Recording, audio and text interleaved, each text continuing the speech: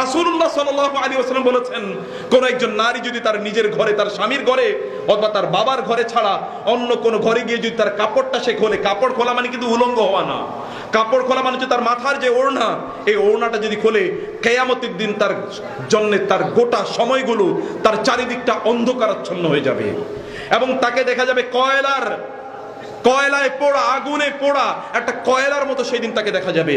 রাসূলুল্লাহ সাল্লাল্লাহু আলাইহি ওয়াসাল্লাম তিনি একজন নারী কিভাবে তিনি তার জীবনটাকে, তার সময়টাকে কাটাবেন, কিভাবে তিনি পর্দা মেনটেন করবেন, রাসূলুল্লাহ সাল্লাল্লাহু আলাইহি ওয়াসাল্লাম আমাদেরকে বলে দিয়েছেন।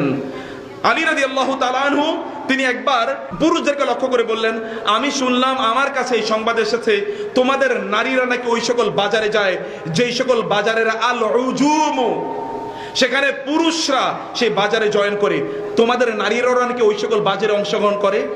আমি এই কথা শুনতে পেয়েছি। ওয়াল্লাহি ইন্নাহুম লা ইয়াগারুন, আল্লাহর কসম এই সকল লোকদের কি নাই, কোনো গায়রাত নাই। ওয়ালা খায়রা ফি আহাদিন লা ইয়াগার, আর যেই ব্যক্তির মধ্যে গায়রাত নাই, তার নারীদের ব্যাপারে আত্মসম্মান বোধ নাই, তার নারীদের ব্যাপারে পাপ বোধ নাই, এই সকল ব্যক্তিদের মধ্যে কোনো কল্যাণ নাই। এখন আপনাদের নারীরা বাজারে যায় কিনা? পুরুষদের সাথে গায়ে ঘেঁষে গায়ে ধাক্কা দিয়ে বাজার করে কিনা? তাহলে গায়ের তো আপনাদেরও নাই।